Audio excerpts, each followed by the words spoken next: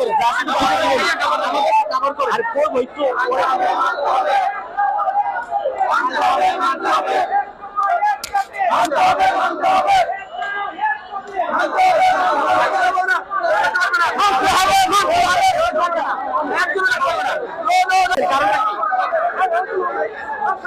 আমাদের দাবি একটাই, আমরা যে রিভিউ রেজাল্ট আমাদেরকে দিয়েছে, সেই 18 তারিখ রিভিউ রেজাল্ট দিয়েছে আমাদেরকে, 23 তারিখে রিভিউ রেজাল্ট আমাদের রিভিউ রেজাল্ট বাতিল করা হয়েছে। আমরা সেই রিভিউ রেজাল্ট পাওয়া চাই।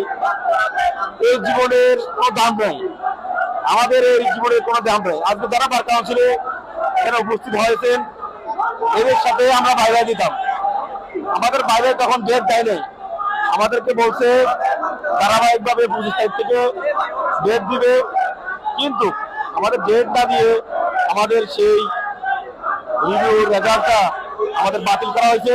আমরা এদের পুনর্বহাল চাই। আমাদের একটাই দাবি, আমরা রিভিউ পুনর্বহাল চাই। আজকে মারা যাবো, শুভ রেজাল্ট দিয়ে বাড়ি ফিরবো ইনশাআল্লাহ।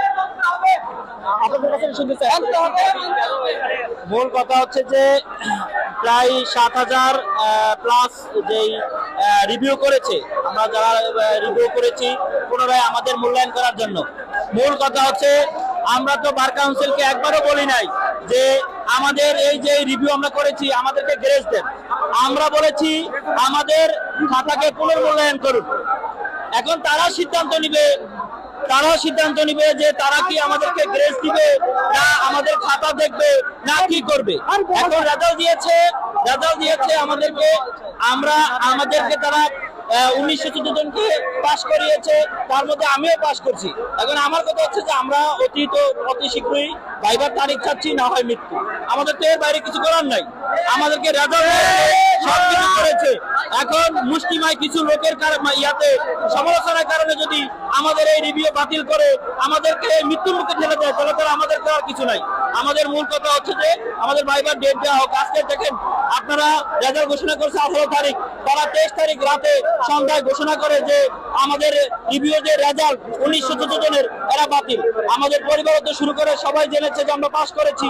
তারপরে দেন আমরা সকল প্রিপারেশন নিয়েছি, কেউ জানাইতে শুরু করে আমাদের যেগুলো আছে সেগুলো। এখন হঠাৎ করে ঘটনা শোনার পরে আমার বাবা মা পরিবার সবাই অসুস্থ হয়ে পড়ছে, আমি নিজে মানসিক ভাবে ভেঙে গেছি। এখন আমাদের দাবি হচ্ছে আমাদের এই রিভিউ যেই করা হয়েছে এটা পুনর্বহাল করা হোক এবং আমাদেরকে ভাইবার তারিখ দেওয়া হোক।